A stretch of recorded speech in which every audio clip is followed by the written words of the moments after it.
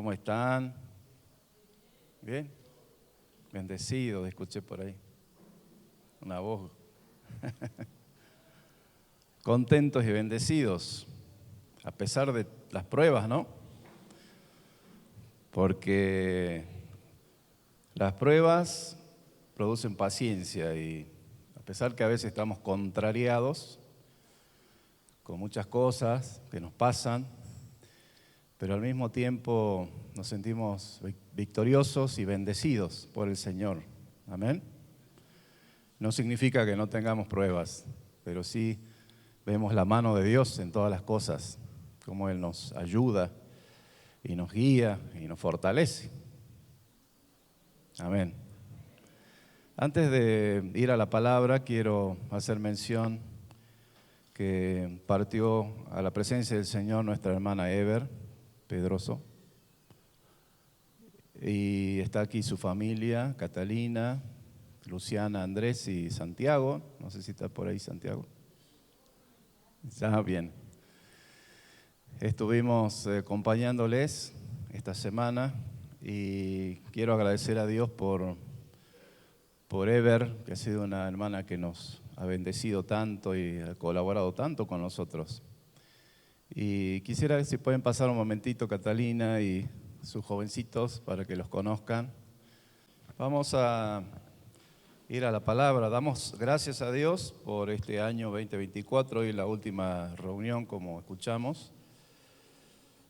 Y gracias por todas las cosas al Señor, por habernos sostenido y por las cosas que nos permitió hacer, las cosas que nos permitió adquirir y también aquellas que nos permitió soltar.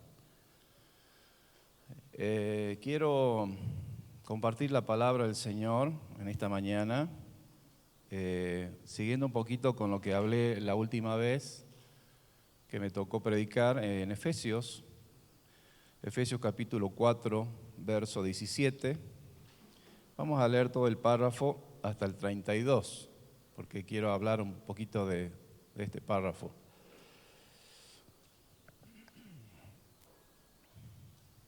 Y el párrafo se titula La nueva vida en Cristo. Dice así, repito el versículo, Efesios 4, verso 17.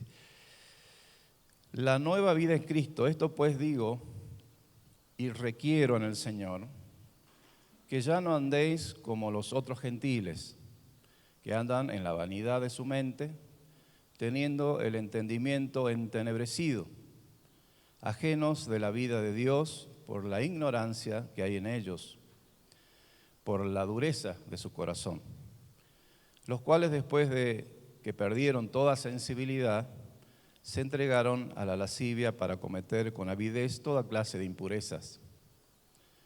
Mas vosotros no habéis aprendido así a Cristo, si en verdad le habéis oído y habéis sido por él enseñados conforme a la verdad que está en Jesús. En cuanto a la pasada manera de vivir, despojaos del viejo hombre que está viciado conforme a los deseos engañosos. Esta gente no lo reconoció, ni le dio gracias, ¿no? Y no tienen excusas porque la misma creación habla de Dios. Pues habiendo conocido a Dios, dice, no le glorificaron como a Dios ni le dieron gracias, sino que se envanecieron en su mente, ¿no? En su razonamiento, y su necio corazón fue entenebrecido. Profesando ser sabios, se hicieron necios y cambiaron la gloria de Dios incorruptible en semejanza de imagen de hombre corruptible, de aves, de cuadrúpedos y reptiles. Hicieron estatuas, figuras de animales, de hombres y prefirieron adorar a las estatuas antes que a Dios. Profesando ser sabios, se hicieron necios y cambiaron esa gloria de Dios incorruptible a semejanza de hombre corruptible, de aves, cuadrúpedos y reptiles. Por lo cual, aquí viene la consecuencia del pecado, por lo cual también Dios los entregó a la inmundicia, en las concupiscencias de sus corazones, de modo que deshonraron entre sí sus propios cuerpos, ya que cambiaron la verdad de Dios por la mentira, honrando y dando culto a las criaturas antes que al Creador, el cual es bendito por los siglos. Amén. Qué tremendo eso, ¿no? ¿Cómo puede estar tan duro un corazón de no reconocer a Dios viendo la creación? Habla del Creador. Así que debemos vivir según esa nueva creación. Dice el verso 4, 20 al 21, dice: mas vosotros no habéis aprendido hacia Cristo, si en verdad habéis oído y habéis sido por Él enseñados, conforme a la verdad que está en Jesús. Pero no es así como aprendiste sobre el Mesías, dice otra versión, suponiendo que oíste hablar de Él. Y bueno, uno vivía esa vida, no puede ir acá, no puede ir allá, no puede hacer esto. Uno es joven, no entiende muchas cosas, a veces hasta se rebela contra los padres.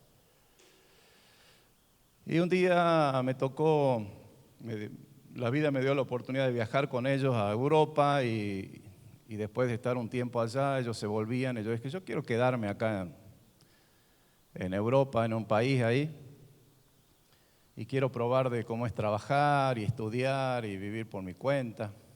Así que éramos 3 hermanos, pero empecé yo soy el menor, y empecé yo con la propuesta y me siguieron mi hermana y mi hermano también querían quedarse. Queríamos deshacernos de los padres, ¿no? Quizás como algunos. Y claro, en realidad había implícito un deseo de libertad.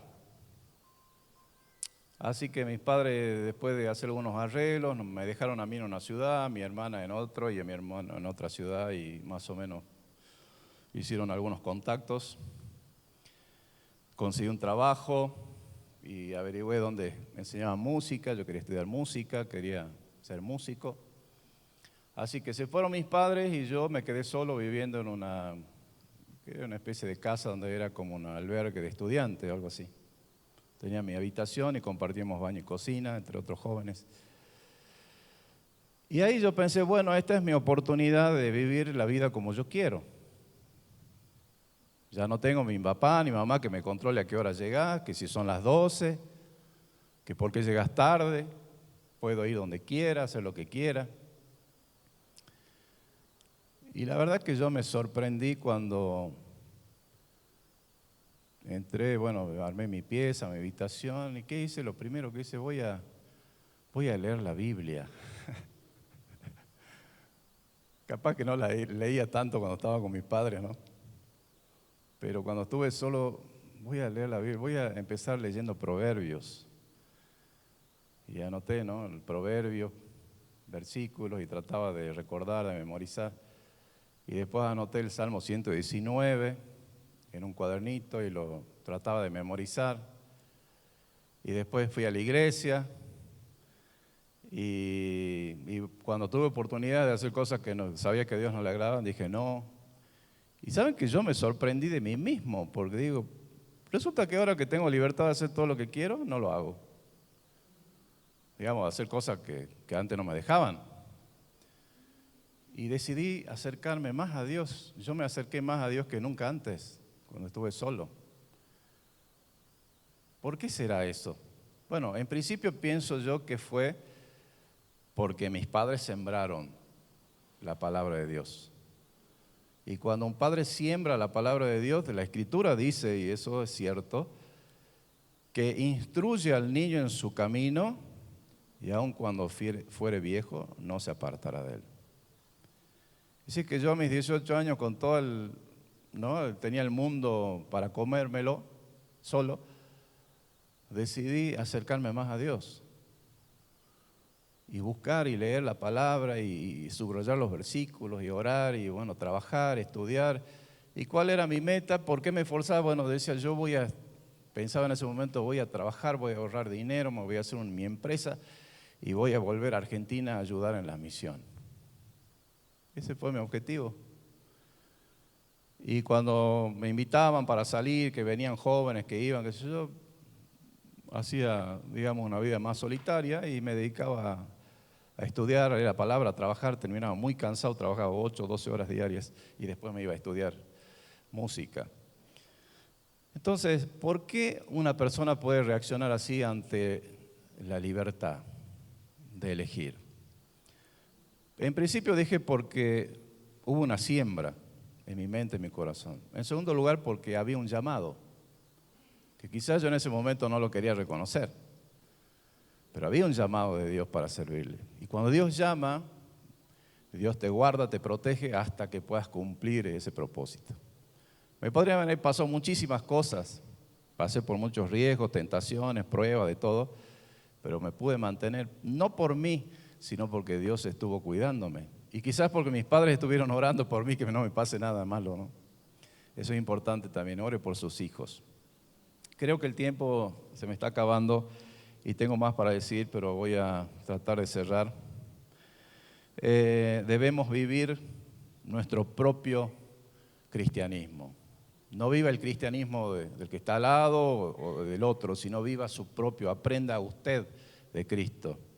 Y cuando usted tenga oportunidad, cuando usted un dinero ahí, como llamándolo para que usted se lo lleve y no es suyo, usted va a decir no. Aunque no haya cámaras, usted va a hacer lo correcto. ¿Por qué?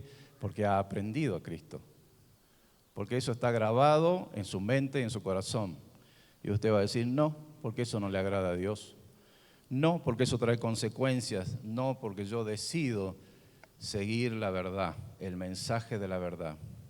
Y esa verdad tiene manos, tiene pies, tiene uñas y tiene marcas en las manos. Esa verdad no es teórica, esa verdad está viva y existe hoy, que se llama Jesucristo. Amén. Dios le bendiga. Gracias.